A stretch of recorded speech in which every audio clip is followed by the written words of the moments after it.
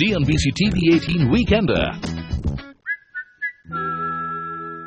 Hello and welcome to CNBC TV 18 Weekender. I'm Shruti Mishra. My guest today is one of the biggest names in Indian advertising. For several years, he's been the brainchild behind many iconic ads. But besides being an ad man, he's also a noted filmmaker and has Chini Kampa, Shamitabh and Kiyanka to his credit. Well, I'm talking about none other than R Balki, popularly known as R Balki. I'm at his office in Mumbai. Let's go inside and meet him and know about his inspirations, his filmmaking style and his future projects.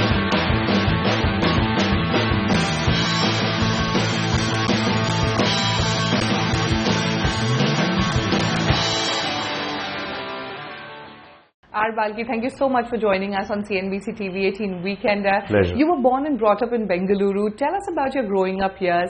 How were you as a child? And no one in your family, I believe, was remotely related to advertising or even films. Very happy childhood. I mean, it's like all people, went to school, played cricket. No spikes, no incidents, no nothing.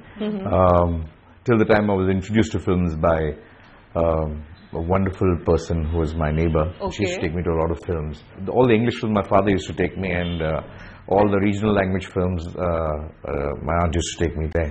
That's the time when I really started liking movies, and the best thing I liked about movies was the music of the films, and that's how I discovered Ilaiyaraaja's music. For me, movies was all about how do you visualize that music rather than kind of just, tell stories or whatever. It started like that in the beginning. I just thought I would get into films, and people used to ask me, how do you think you'll get into films? And I said, yeah, somebody will be walking around Brigade Road one day and they'll give me a suitcase. Yeah. I'll make a film, watch. I'll do that stuff. So that's how it began. I never knew how and what and everything else. So You were interested in making films much before advertising happened. Tell us about the incident where you walked out of a film institute in Chennai. I actually quite didn't like it. It kind of spoiled all the dreams I had of cinema. And cinema should be like this. And all. When you think of cinema, you expect it to be something different. I had no clue, and it was like, and the people were also quite uninspiring. The people who interviewed me. So I never wanted to kind of join that. I just walked out, and I just went to the opposite college, which was teaching. I was also interested in computers and things like that, so I went there outside, and then I said, okay, here is some place to spend the next 3 years in. And I never had attendance because I was playing cricket all the time, and I was like watching movies, and this was an excuse for me, and though I like computers. So suddenly one day I saw an ad from Mudra, and Mudra for me was always like associated with Ramesh Sippy, because at the end of every Bunyad episode there used to be that logo that came. I didn't know Mudra was an advertising agency. So I said, Mudra was answering, Ramesh Sippy is calling me, let's write this thing. So I replied, and they called me for the interview. I said, damn good, I'm going to join film. I went there and discovered it was something called an advertising agency, and they said, I have no interest in joining anything like an advertising agency. I didn't even know they had an agency for advertising. So I came here to meet Ramesh Sippy. So Naga, who was the guy who was the HR head of Mudra at that point of time, so he said, no, you come with me for 6-8 months to Ahmedabad. They had a bungalow kind of a thing. They had a flat. They'd taken 6 of us, and it was like a guinea pig program where they said, yeah, who said writers and creative people can't be trained? Okay. That was the first experiment for them to have a vision of Mica about 6-7 years after that. And that's where you got fascinated with the advertising world. I didn't like advertising in the beginning because I had no idea what are you talking about, product proposition, rubbish, it's killing my whole dream. I came here to write films, I came here to write stories. What are you guys telling me all this stuff? I was revolting for the first 6-7 months like crazy. Yeah. And I almost walked out of it. But there was the manager, Sridhar, from that office, who was really kind of supportive. Until I cracked my first ad, out of complete non-understanding of what it was, I did my first ad, and I understood almost everything of advertising from that first ad. So from then on, I said, hey, this is a damn cool way. I mean, I always imagine people coming in suitcase and giving me money. I said, here are clients actually walking into the office and saying, here's the money, please give me an ad, tell me a story.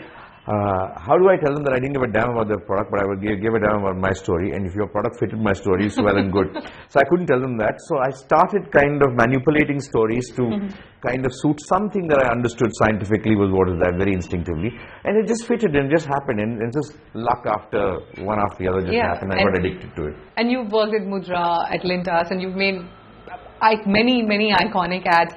Share with us some of your most memorable ones. I don't remember a lot of it. because I'm very ashamed of the work that I've done all my life.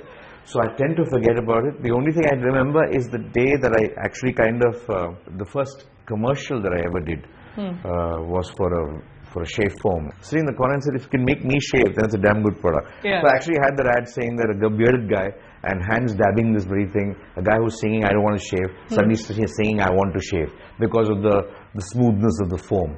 So I thought, hey, this is cool advertising. So I learned about a lot of advertising. That was my first commercial. That's what I remember quite fondly, because I never learned theories of advertising. I never learned everything. I just learned it instinctively on every ad that I did. I formed my own theories, and I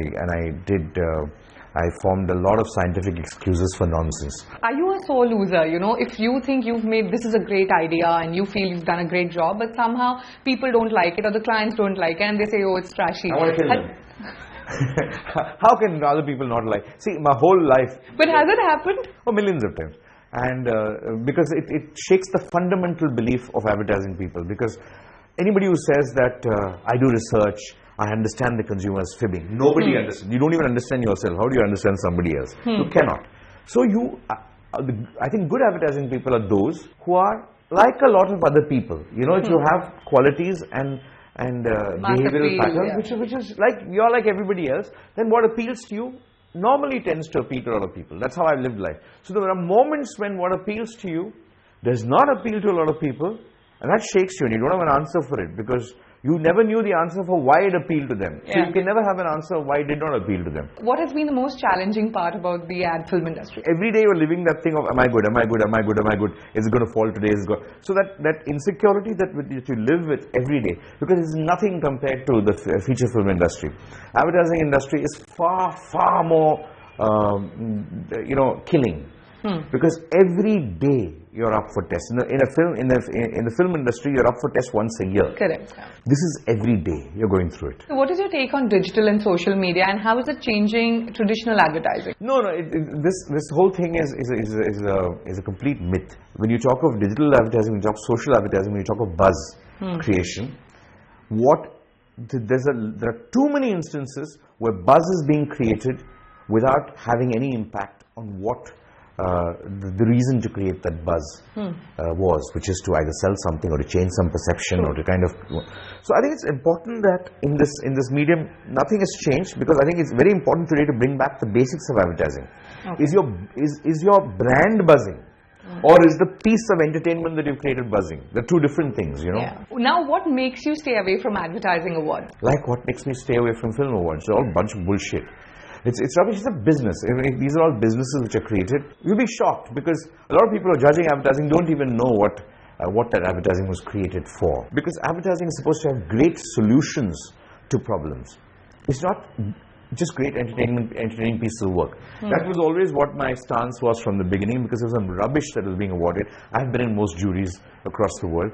I have been actually chairman of many juries of the world. I've pleaded with people to understand, what are you judging? Just because it's great. So what is it? What is so great about it? It's fabulous. Okay, you love the commercial, you love the way it's been shot. It's a fascinating idea. It's making you laugh. But what is it making you laugh for? At the same time, it doesn't mean it has to be boring. Yeah. Everything has to be... Interest is a given. Yeah. It has to be interesting as a hygiene reason. And you also feel that awards don't affect the business at all? This is proof of it, where not entering awards actually help the business. Because there is a stance. You've taken a stance saying that doesn't matter. Today, most of the industry is following that. You know, a lot of people do not believe in awards. A lot of agencies do not enter the same awards that we were cursed for not entering very many years back. Today, most of the industry is following. They don't have any value. Most clients have no value for the awards. So what's the point? All right. On that note, it's time for a short break. But don't go anywhere as we find out how R Balki is making magic at the box office. Stay tuned. CNBC TV 18 Weekender.